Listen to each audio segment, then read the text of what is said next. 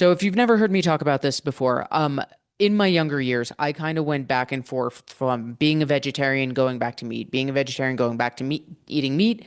Quite a few years ago, I did what I was supposed to be a vegan experiment. I decided for a month I was going to go full-fledged vegan.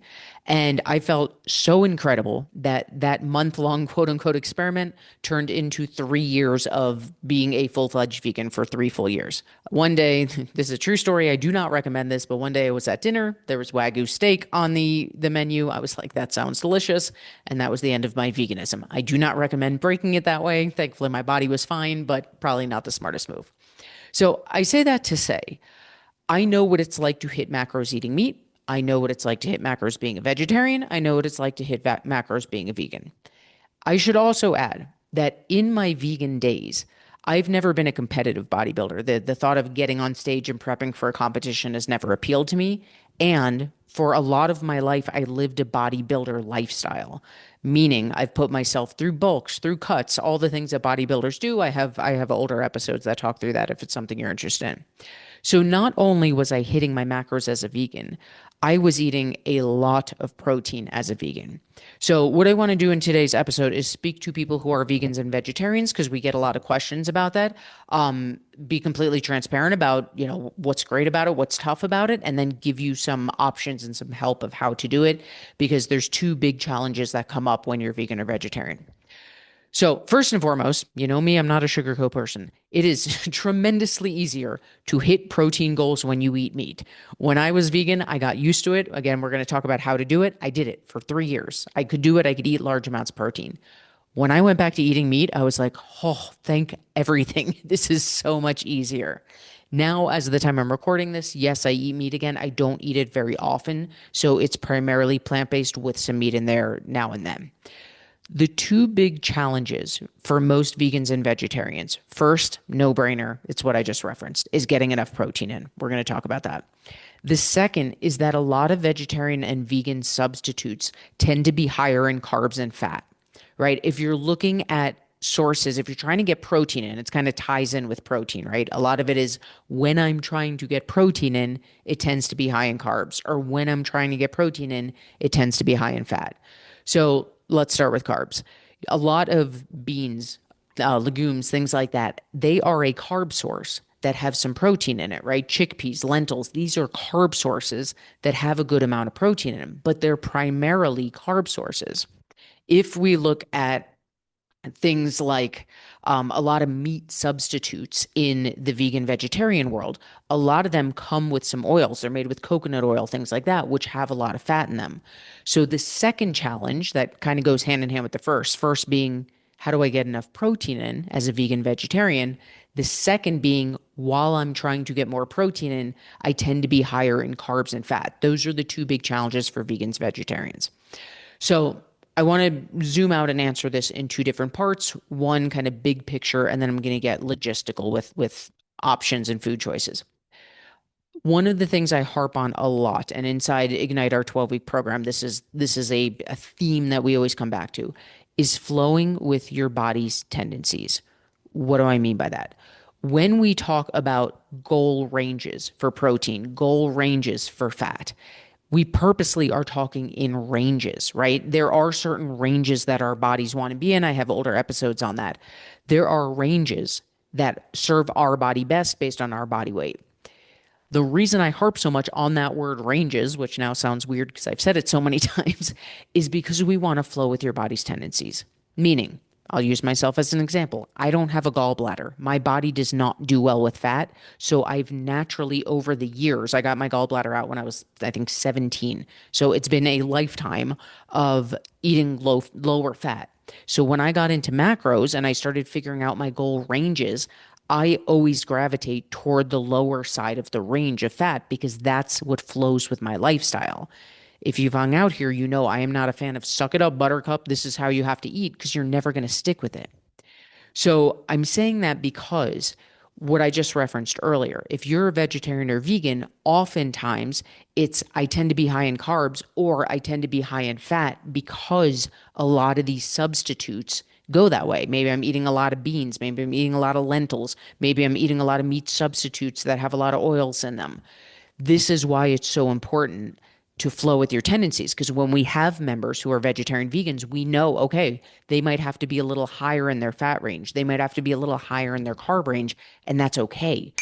Real quickly, if you need some help with protein, one of my favorite guides that I have out there is called 8 Ways to Add Protein to Meals You're Already Eating. And it even includes a whole bunch of vegan and vegetarian options. You can go to mindstrongfitness.com/protein guide or just use the link in the comments below to grab your copy.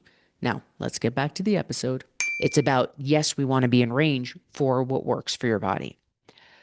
In terms of getting protein in, this is a personal choice. You can absolutely do it. Again, I was eating large amounts of protein, living a bodybuilder lifestyle as 100% vegan. If you're vegetarian, it gets a little easier because you can put eggs and things like that in there. And even if you are full-fledged vegan, you can do it. When I say it comes down to personal preference, because some people only like to eat foods where they know exactly what's in it, right? There's some people who, if you're vegan or vegetarian, you don't want the meat substitutes because they're too processed. Can you still do it? Absolutely. Is it more challenging? Absolutely. So some of the go-to vegan vegetarian sources, I call them the big three of vegan and vegetarianism. Tofu is a fantastic one. Tempeh is a one. I personally don't like the taste of it, but it is fantastic from a macro point of view. And the third one is seitan. It's a terrible name. Sounds like I'm saying Satan. It's not. It is seitan.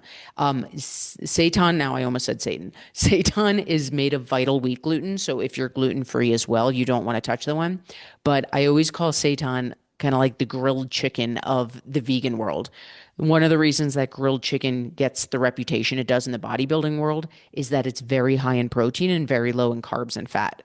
That's seitan in the vegan world. It is very high in protein and very low in carbs and fat. I used to use it in like stir fries, things like that. I personally love it. So tofu, tempeh, and seitan, those are the big three. If you're someone who doesn't like a lot of processed food, those are going to be your go-tos. Now, from there, if you're someone who doesn't mind, eating the fake meats, the meat substitutes, you've got the kind of extreme end of that of, as of the time I'm recording this, there's like Beyond Burgers, Impossible Burgers. Those have a lot of ingredients in them. They tend to be very high in fat because of the oils that we talked about earlier, and they're going to come with a lot of protein. There are meat substitutes. I don't represent any of these companies, by the way. This is not me promoting them. They're just foods that I have eaten and love and are very popular with a lot of people that are vegetarian and vegan. There's a brand called Abbott's. They make this what is it called? I don't know if they call it soy rizo or they just call it soy chorizo. But they make a chorizo that is delicious. I mix that in with my eggs sometimes. To this day, I still eat that. And the other big one, again, not affiliated with them, but Daring Chicken, Daring. I believe Daring Chicken is soy based. I can't vouch for that. But in our household, we eat a decent amount of Daring Chicken. It's the most chicken tasting fake chicken that I've ever had. So Abbott's, I think it's two B's, two T's. Don't quote me on that. And Daring Chicken are they're still processed. They're still meat substitutes, but they have less ingredients than your Beyond Burgers and your Impossible Burgers. Those are kind of the go-to. So if you want pure vegan, vegetarian, less processed, you've got tofu, tempeh, seitan. If you want meat substitutes, there's things like Abbott's and Daring Chicken. From there, it gets into the conversation that we started this conversation with, where things like chickpeas and lentils, and we can branch that out into chickpea pasta, lentil pasta, which I love. If I'm going to have pasta, I'm going to have chickpea or lentil pasta because you get to have pasta and there's extra protein in it. Or even just chickpeas and lentils by themselves, black beans, things like that. Those are carb sources that also have protein in them. Hemp seeds are a fat source. Chia seeds, flax seeds, those seeds are fat sources that have protein in them. So if you're vegan or vegetarian, they're fantastic. And you want to make sure that you're fitting them into your macros. What I mean by that is if I'm going to have seitan, that's almost all protein, zero carbs or fat, it's pretty easy to fit it into my macros for the purposes of protein. If I'm going to sit down and have a bunch of hemp seeds, I know that I'm going to get a lot of fat with that protein, which is great. We need it. We need healthy fats, and we want to make sure that it fits into the balance.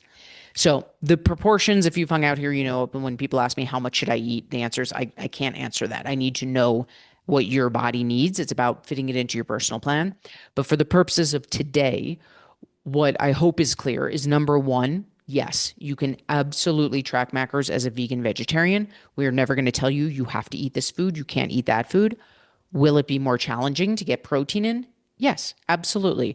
Meat sources tend to be easier. Eggs, fish, they're very easy to get protein in without a lot of carbs and fat. If you take those away, you can absolutely still do it, just going to be a bit more challenging. If you want the less processed stuff, then we're looking at tofu, tempeh, seitan. If you want the meat substitutes, there's things like Impossible, Beyond Burgers. We talked about Abbott's, Daring Chicken. And then from there, I call it the nerdy game of Tetris, right? How do I eat the foods I love and fit them together? That's where we get into things like lentils and chickpeas and hemp seeds and chia seeds and flax seeds and feeling like Forrest Gump, fried shrimp and grilled chimp. So if you are a vegan vegetarian, we have worked with hundreds, if not thousands of women that fall in that category, myself included. It is 100% possible. It is doable. It's going to be more challenging in the beginning. You're going to lock it in. It's going to get easier as you go.